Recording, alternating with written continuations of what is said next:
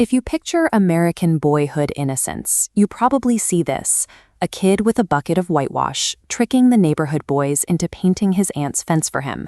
One of his targets, Ben Rogers, approaches while pretending to be a mighty river steamboat.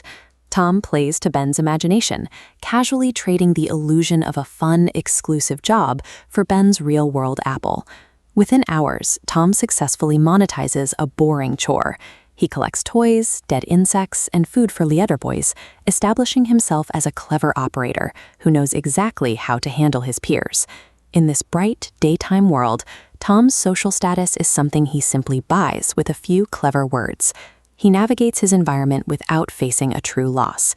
But the picket fence safety of St. Petersburg masks the violent reality of the 1800s frontier surrounding it. Mark Twain built this town with a strict visual divide.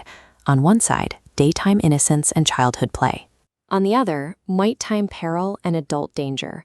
How does a child who treats life as a game survive when this nighttime reality breaches his daytime world?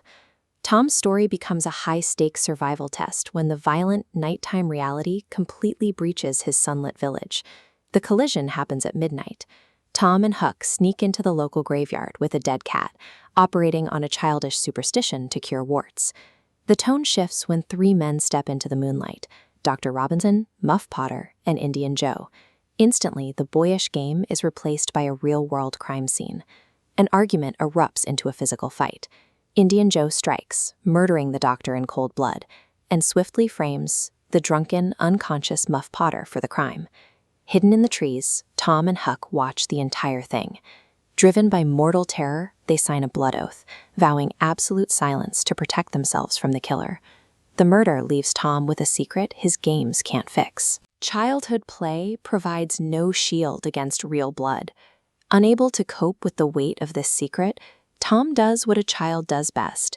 He runs away to play make-believe. He and his friends flee to Jackson's Island to become pirates. They adopt fictional names like the Black Pirate. It's an active psychological retreat, an attempt to overwrite their real-world identities and the trauma of what they witnessed. They even sneak back into town under the cover of night, hiding in the church rafters to listen to their own funeral service. This entire pirate adventure is Tom's attempt to control his own narrative. He reaps the emotional reward of being mourned without facing the physical reality of the graveyard. But the escapist illusion cannot hold. Back in the bright daylight of the village meeting house, Muff Potter goes on trial for his life. Tom chooses to publicly name Indian Joe as the killer. He breaks a blood oath to ensure an innocent man doesn't hang. Faster, more urgently, before anyone can stop him, Indian Joe crashes through a window and escapes. A lethal threat now hangs directly over Tom. Weeks later, Tom and Huck try to resume their childhood routines. They go hunting for buried treasure, which leads them into an abandoned house. While playing a game of treasure hunters upstairs, they hear a noise. It's Indian Joe. As the boys hold their breath in terror, the real murderer unearths a box of actual blood-stained gold right below them. The divide between play and peril has collapsed. The same murderer Tom saw in the graveyard is now standing between him and a box of gold. Tom eventually returns to the classroom, but his encounters with the dark have changed how he interacts with his peers. A domestic crisis hits when Becky Thatcher accidentally tears a page in the schoolmaster's prized book.